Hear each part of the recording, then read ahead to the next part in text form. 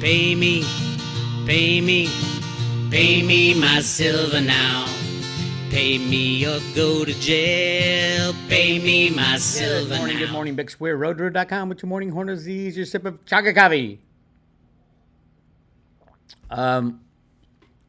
We need to sit on this for a little while. All this stuff that happened the last couple days. Clearly, the COMEX is still open, so the price of silver is still rigged. It won't end. The rigging won't end until the COMEX shuts down. It's just too easy for them to do. It's a click of a mouse. Click. They can set the price of silver at minus $40 or $1 million with a click of a mouse.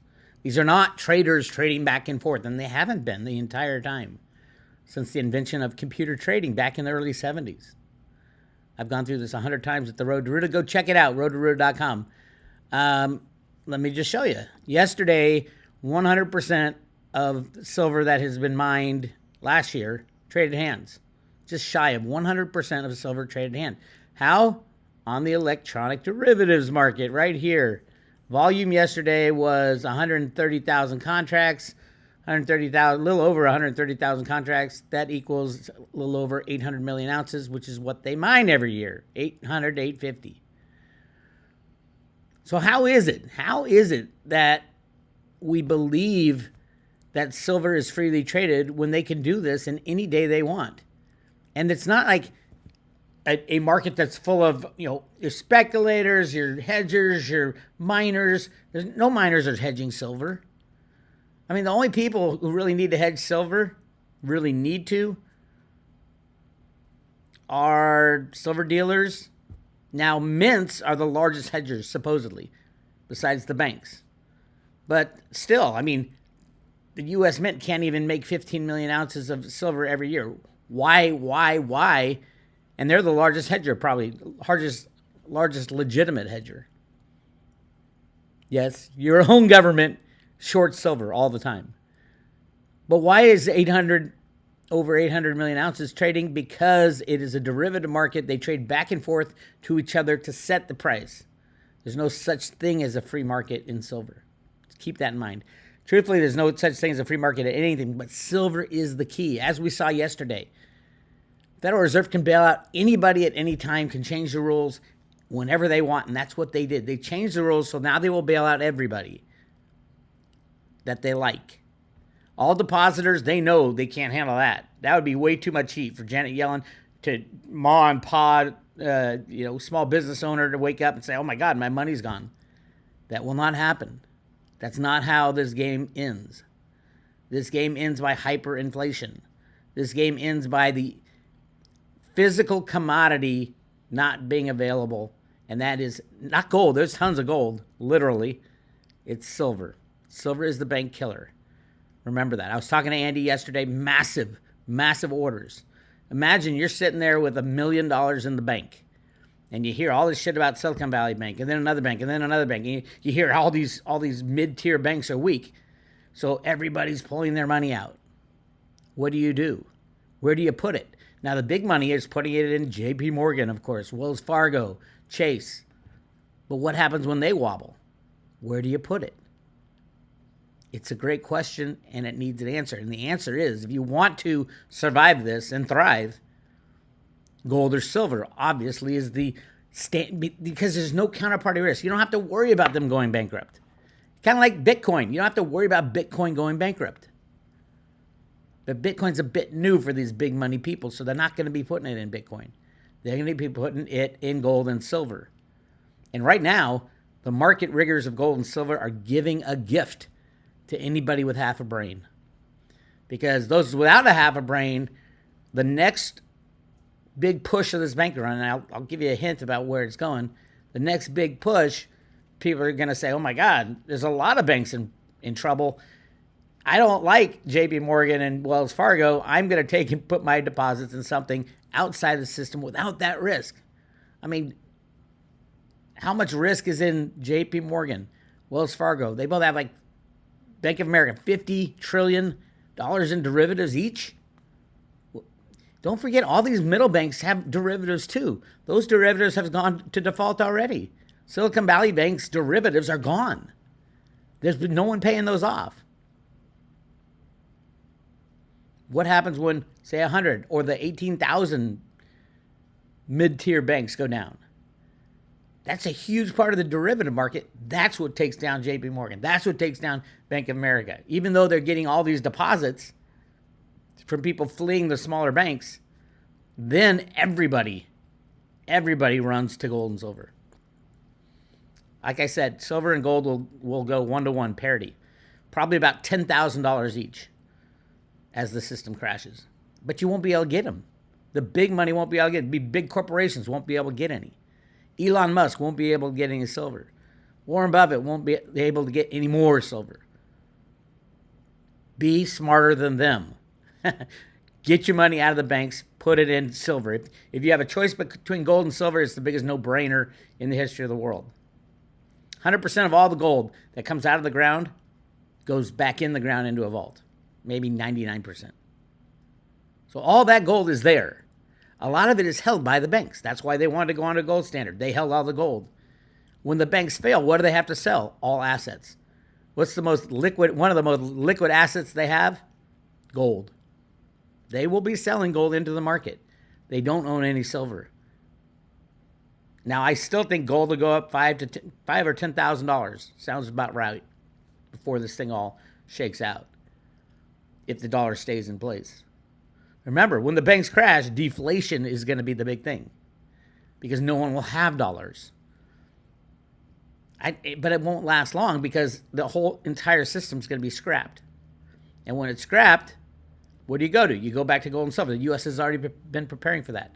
CBDCs, no, they'll never be accepted. And remember, CBDCs, central bank digital currencies, means there's no more need for banks. The big banks don't want it either. So nobody wants it except the central banks, the World Economic Forum, and assholes like that. The people and the banks are going to be fighting against it because the banks will be out of business. It's not a JP Morgan coin. It's a central bank digital currency that you don't need a JP Morgan. You don't need a Wells Fargo. You don't need anybody else. Now, there is a way, I believe there is a way to initiate a I would say a treasury digital currency, a TDC, treasury digital currency, where you put identifier on each ounce of gold and silver. And I think that's why the U.S. Mint did the little notch on the bottom. Really easy to put a QR code or identifier. Cliff thinks it's some kind of Braille system. It's easy to do.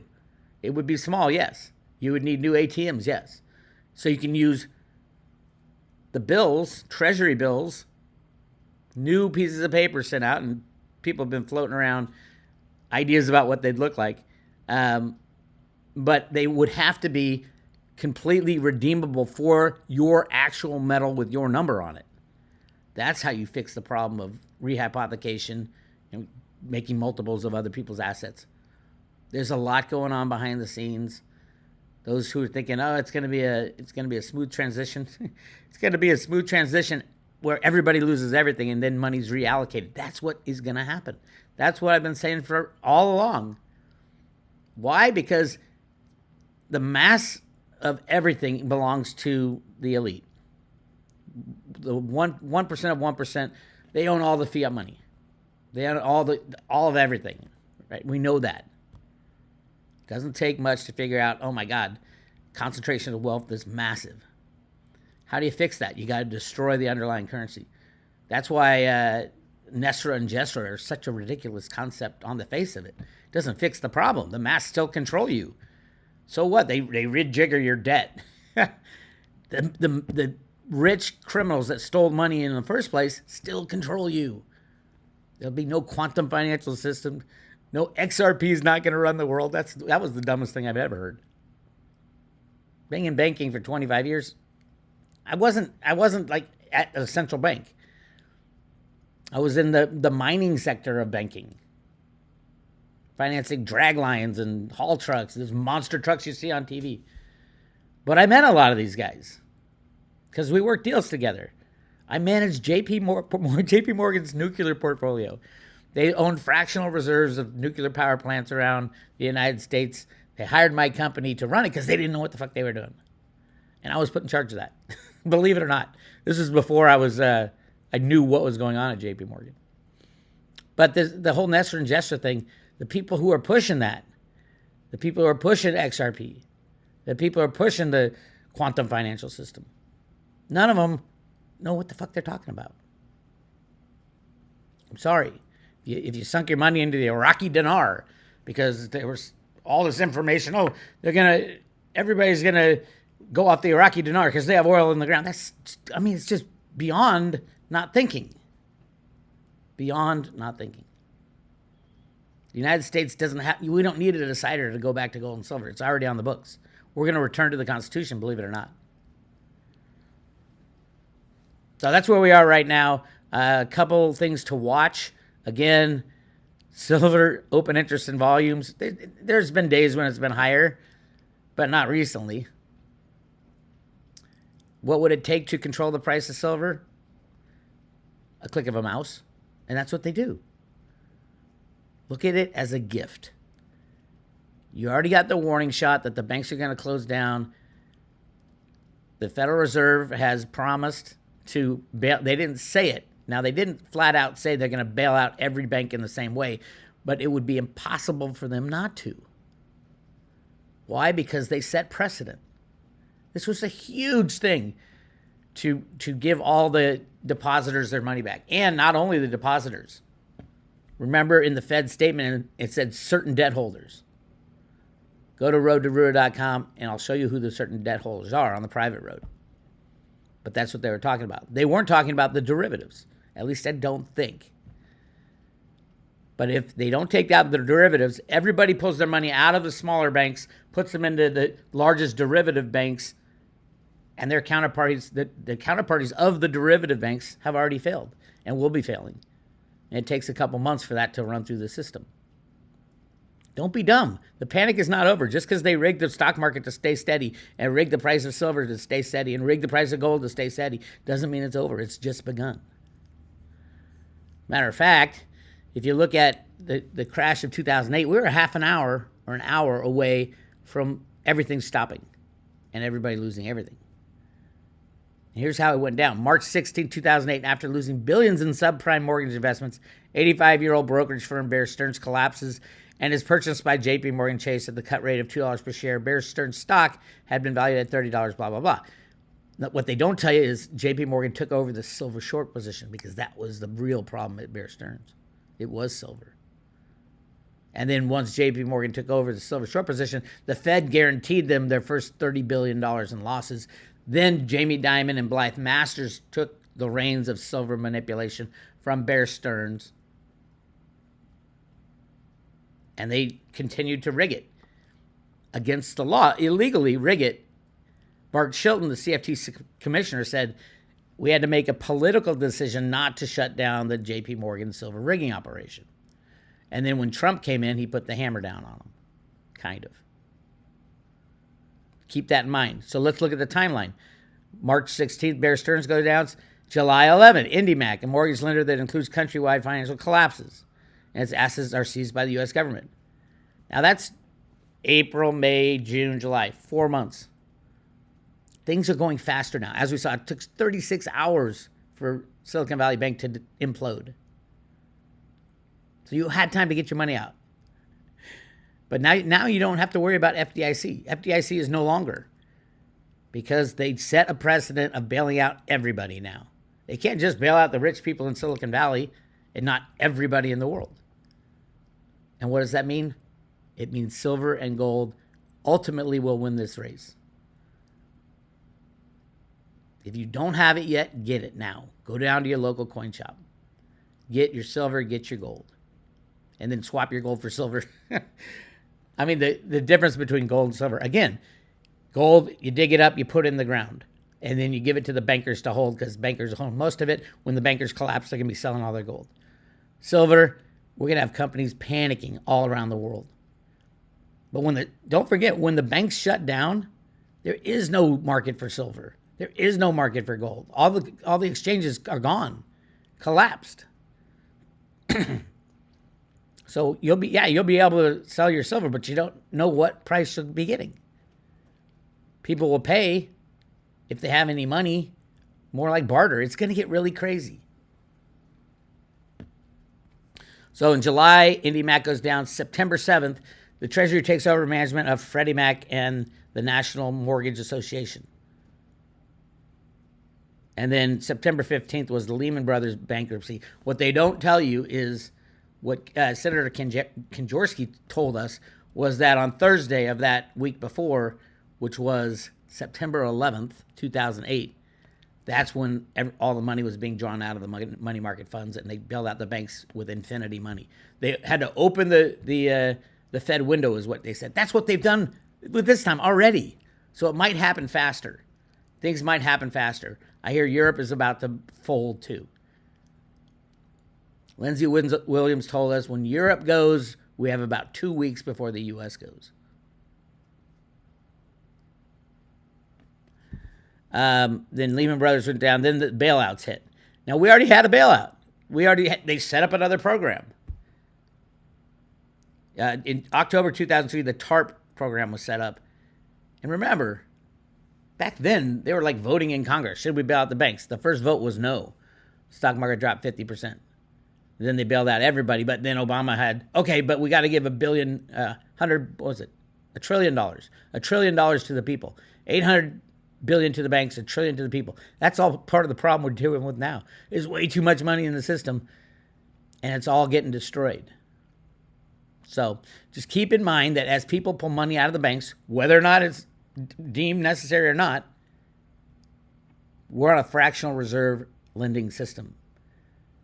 Meaning every bank that loses 10% of its deposits or 10% of its assets will be insolvent because they're all out on loan. They don't have the money. That's why the Fed had to open the floodgates. Interesting that the U.S. inflation cooled in February as Fed confronts bank failures. U.S. inflation is a fake number. Listen to John Williams of Shadow Stats. Inflation is around 18 to 20% right now, and the Fed can say whatever they want. So basically, it's around 6%, which is the smallest annual gain since September 2021. They had to do that. Are you kidding me? What would happen if they said, "Oh my God, inflation's at 8%"? The Fed would have to say, "Well, we're gonna have to keep raising rates." Can you imagine? No. They had to make it lower so they can say, "Oh, we could take a pause because everything's normal. Don't look over here. Look over here." Insane. Too big to fail banks flooded with deposits as bank run drains small bank of cash. Over the weekend, amid populist howls of outrage that a bailed out SVB would promote moral hazard, in the end, depositors did get bailed out, but the other unsecured creditors, oddly enough, would get nothing. That's not true, actually. While the common stock would also be a donut. Jared Hedge rarely gets things wrong. They talked about the road to Ruta theory once, and they got it way wrong. But they got this wrong. There was unsecured creditors that did get their money back. Remember, the Fed statement was the shareholders and the other unsecured creditors would not get their money back. Oh, that's what they said. Certain unsecured creditors. Not all unsecured creditors. Certain unsecured creditors would not get their money back. And I set out yesterday on the private road who that is. And it's really enlightening, shall we say. So the Fed is picking and choosing. Yes, they're going to bail out the depositors. Now, a lot of those depositors got their money from SVB as a startup, and part of the agreement was they put the money back. They have to hold their money at SVB. So it's a huge shell game. Where's this money coming from? SVB created it out of thin air, gave it to these guys who put it back into here, and then they're getting the bailout. It's crazy. So yes, there were certain unsecured creditors. That's why the Fed said certain unsecured creditors will not be bailed out. Who gets to decide and why? The Fed. And are they going to tell you who it is? No, but I know who it is. A lot of people know who it is. Bank runs. The first sign the Fed is broke. With the collapse of Silicon Valley, questions potential bank runs spread among regional banks. Bank runs are problematic in today's financial system due to fractional reserve banking. That's not today's. This goes back, oh my God, since the invention of money, probably. Since the goldsmiths back in the day figured out that, hey, people aren't cashing in their receipts for gold. I can lend out more gold receipts than I have of gold in the bank. That's how it started. Was that 2,000 years ago? Maybe less than that for gold. Silver's been money for the whole time. Gold's only really been money since England went on a gold standard in the 1800s, early 1800s. And they forced all their colonies to go on a gold standard because England didn't have a lot of silver because they were buying in all the Chinese stuff with it. We've gone through that before. But yeah, in 1900, the U.S. went on a gold standard, but they set the price at $20, $20.67, I think it is, which was like the minimum amount for miners to get it out of the ground. And don't forget, as we discussed many times on the road to Ruta, there's billions and billions of ounces of gold in the Colorado River and the Grand Canyon. It just wasn't economic to mine. Imagine $5,000 gold. How much gold will be pulled out of the banks of the Colorado River all the way in Arizona and California and Utah, all the way up. There's gold all over the place. And they still haven't found the mother lode, by the way. And that's how gold gets in the sand. It starts with a mother lode, a big deposit, over the years gets worn down, and you get little specks in the sand. And there's billions of ounces, and that's been proven time and time again. It got lost in history. I had to go back in the archives of all these mining journals to find this. There was a mini gold rush in the Colorado River all along the Grand Canyon until Woodrow Wilson, hint, hint, completely cut off the Grand Canyon. Teddy Roosevelt, before that, locked up a lot of the more valuable parts of the Grand Canyon. And now, on the top side of the Grand Canyon and the bottom side, Colorado River running all the way up, you can't touch it. All kinds of stuff. And the Navajo Nation owns the other side of the river. You can't go there. But interesting, in the agreement for the Navajo Nation to get all that land, they can't mine it. They can't pull the gold out. The Indians at the time, the Native Americans at the time, they didn't really have need for gold. They didn't use gold as money. But they knew gold was all over the place. Really interesting stuff. I do want to show you this. There's a lot of conspiracy theories running around. This one's getting its airtime. WF Insider admits Silicon Valley Bank crash is a great reset scam. I don't care. It doesn't matter. Somebody did it, yeah. Could be the good guys, could be the bad guys. It doesn't matter who is going to crash the system. The system is unstable and shouldn't be running right now. The system was a joke to enslave us. So if it's the WEF, bravo on you. Crash that system. If it's the good guys, crash that system. If it's the tech elite, crash that system. If it's JP Morgan, who also told its customers to get out of SBV and SVB, and now all those customers are going to JP Morgan, crash that system. That's not what's important. The system has to crash. I'm like, yeah, good, do it. We need to get rid of this criminal system that enslaves us. The question is not that it's going to crash or who causes the crash. The question is, what do we do after the crash? Do we go to the World Economic Forum? Oh, implement the quantum financial system.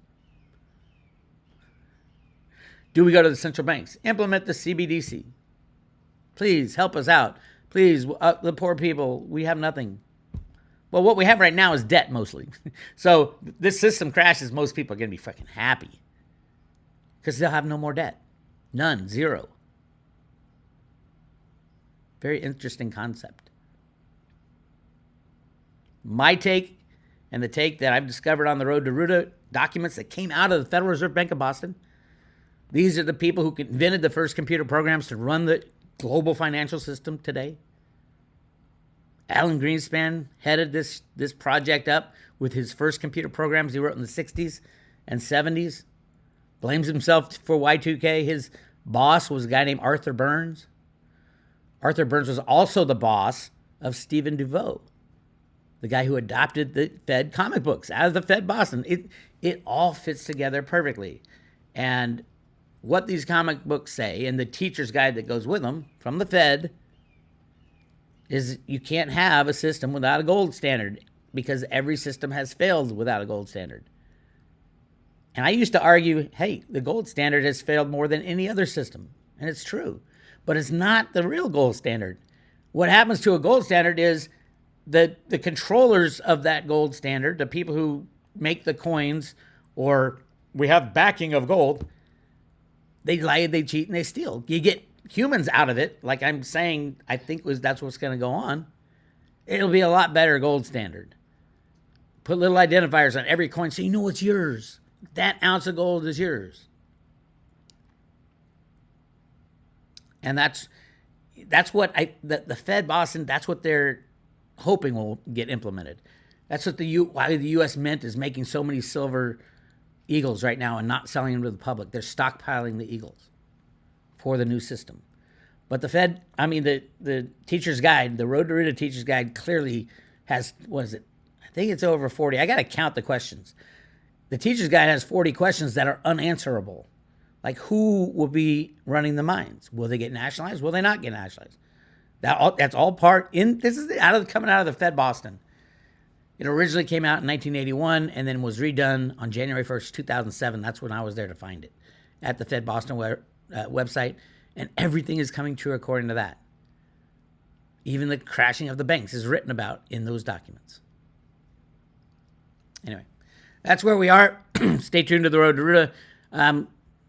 Subscribe for free emails, updates on the Road to Ruta. Put your name and email in there. And then if you want to join the private road to get all the good stuff, click on subscribe today. And it's $2.99 for a year. And we will give you, sent to your front door, the coolest silver coin ever made, double struck. Red heart in the middle, that's Ruta. It's the Ruta Lives coin, each individually numbered and mailed to your front door. Go check it out. It's Bix Weir. I'll talk to you later.